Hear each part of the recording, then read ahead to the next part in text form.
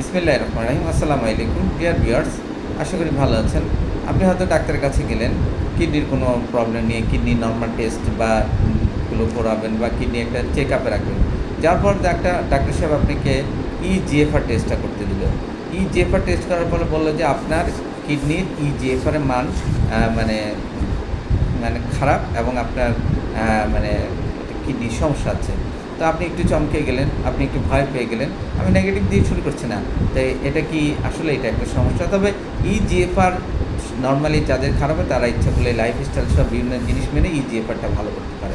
এতক্ষণ আমি ইজিএফআর বললাম, ইজিএফআরটা হলো কি এস্টিমেটেড গ্লোমেরুলার ফিল্ট্রেশন রেট, অর্থাৎ আপনার একটি কিডনি প্রতি মিনিটে কত এমএল রক্ত ছাড়তে পারে সেটাই ইজিএফআর দিয়ে করা হয়, টেস্ট করানো হয়।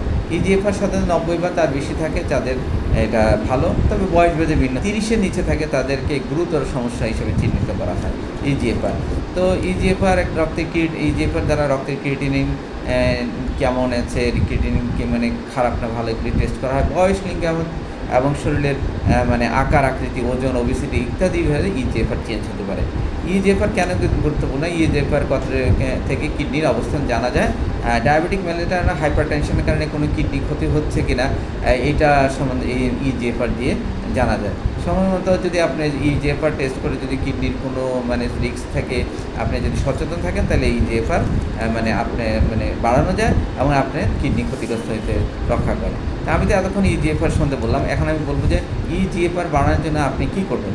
আপনার লাইফস্টাইল চেঞ্জ করে ইজিএফআর সহজে বাড়াতে পারেন। আপনার খাওয়ার, আপনার ডায়েট, আপনার প্রতিদিনে এক্সারসাইজ, আপনি মুভমেন্ট, এগুলি যদি আপনি একটু কন্ট্রোল করেন, তাহলে দেখবেন আলটিমেটলিতে আপনার ইজিএফআর বেড়ে যাচ্ছে। অর্থাৎ কম লবণযুক্ত খাবার খাবেন এবং লবণ পাতে একদম খাওয়া বেশি এক্সট্রা খাওয়া ঠিক না। তারপরে তাজা শাকসবজি খাবেন, তাজা শাকসবজি, পুঁই শাক, লাল শাক, ঝিঙ্গা, করলা, এগুলি কিডনির জন্য ভালো।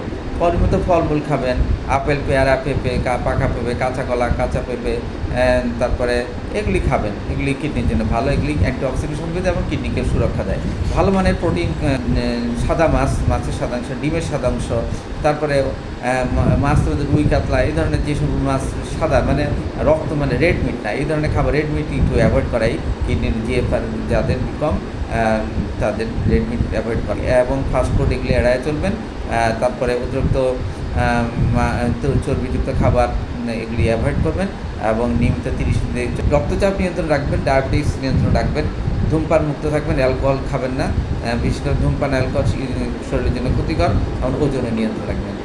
এইসব নিয়মকানুন যদি আপনি পালন করেন, তাহলে এই জিএফআরটা আপনার মানে মানে আপনার কিডনির ক্ষতিটা ধীরে ধীরে হবে, খুবই ধীরে ধীরে, এবং আপনি মানে একজন সুস্থ মানুষের মতোই লাইফ লিড করতে পারবেন।